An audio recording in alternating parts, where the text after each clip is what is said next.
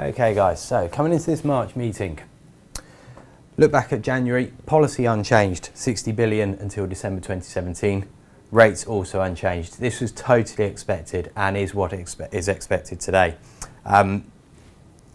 Remember, we're only 2 meetings post the ECB taper from December 2016, so not a great deal expected in terms of policy change. In terms of language from the previous meeting, maintained the usual comments around rates, that they would remain at their present or lower levels for an extended period of time. Asset purchases would run until December 2017 or beyond if necessary. Inflation remains subdued. That's a crucial thing. The ECB has continued to term inflation as subdued. So any kind of change there could be very significant. In terms of the asset purchase programme, contingency wise, all available instruments in its mandate was left in, as well as the ECB could adjust size and or duration of asset purchases should they not meet their inflation goal. So that's the situation there from the previous meeting. In terms of expectations for this meeting, nothing on rates, on stimulus or language. Then we come down to the staff economic projections. The big one here, or the big change here, is the CPI projection. 2017, the forecasts from economists is a big jump from the ECB 2016 forecast, so it jumped to 1.8% from 1.3%. Further out, 2018-19, unchanged. GDP, a slightly smaller increase, 1.7 to 1.8, and again further out, unchanged. So the big thing, the big focus is on the CPI number, and this is perhaps why, in terms of movement coming into this, we have seen yields rising.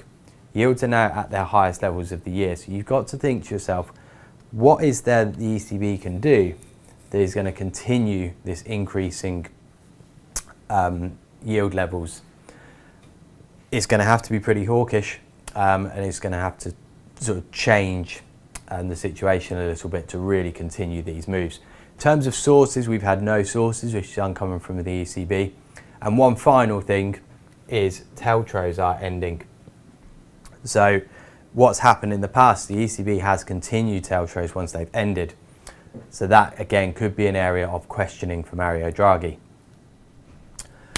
Now, in terms of statement, and this is where we're looking at potential areas to change, we could see any kind of change to language regarding rates or the asset purchases. That present or lower phrase which comes in regarding rates, it's unlikely that this will change because this affects the ECB sequencing, which means that they have always said that they would keep rates at present or lower levels beyond the asset purchases. So that's probably the area that is least likely to change, at least initially. Asset purchases, size and or duration is another term that they use for the continued use of the asset purchases. Any shift from December 2017 or beyond, so they could drop the phrase or beyond on their asset purchases. This would be a very hard taper. Basically, it's saying that there will be no more buying after December 2017. That would be a major, major outlier and create a very large move, or you would expect so. Any change in the inflation outlook could cause a bit of a move. Again, this is the ECB becoming a little bit more hawkish. And then finally, any shift in the all available instruments. Now, we're coming into this, remember, in the Q&A. So you would have already read the statement. So hopefully if any of these things have changed, you will have picked it up already going into the Q&A. So let's go and have a look at some chart levels, or just take them down. You've seen the charts. What we're looking at, 63 to 65, bottom of that previous range, and then beyond there, you're then looking to 81s and that trend at 84s. 99, small level above there before 161, 17s. Now to the downside, because we are at highs of the year in terms of yield, we're also at lows of the year in terms of price. So not a great deal lower, but we do have some older volume references. So you got 36, 34, sort of small area that's been holding during the beginning of the press conference.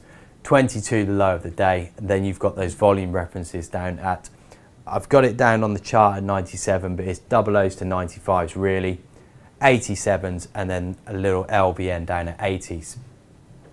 So in terms of trades, 12:45, of course, you're going to be looking at any kind of change in rates and asset purchases.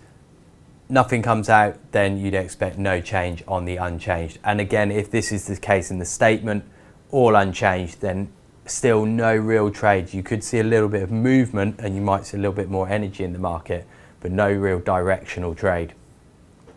In terms of inflation, any kind of shift away from subdued, so perhaps inflation is no longer subdued, could be a phrase that they'd use. If you saw that, then that is likely to be a bit of a hawkish continuation trade, whereby you're looking to sell the bund and they're looking for ways to stay in that trade. Perhaps on a pullback you can add, or you can add on a pullback for a passive entry, but looking for continuation there. That would be a pretty major shift from the ECB. Now, in terms of dropping any language regarding the asset purchases, this is one where you would expect a bit of a sell and for a break of the low and continuation.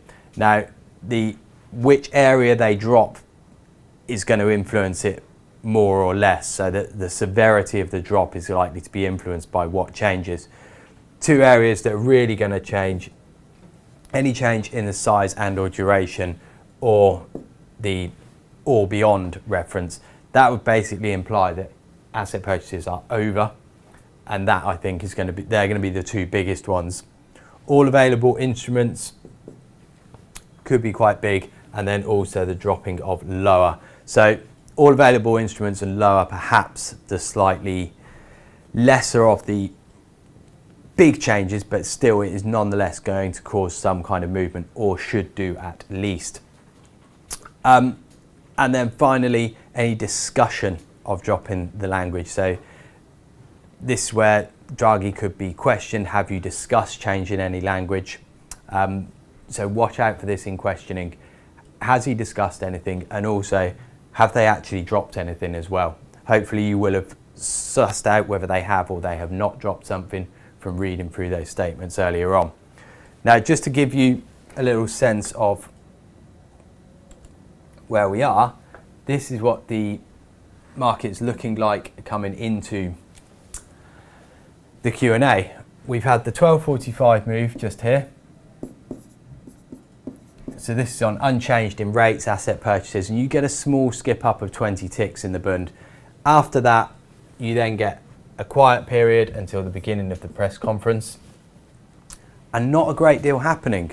Yes, volumes ticked up, middle of the press conference, it's been a little bit of activity, but the market has not really started to move, despite some of the things that Mario Draghi has already said in the statement.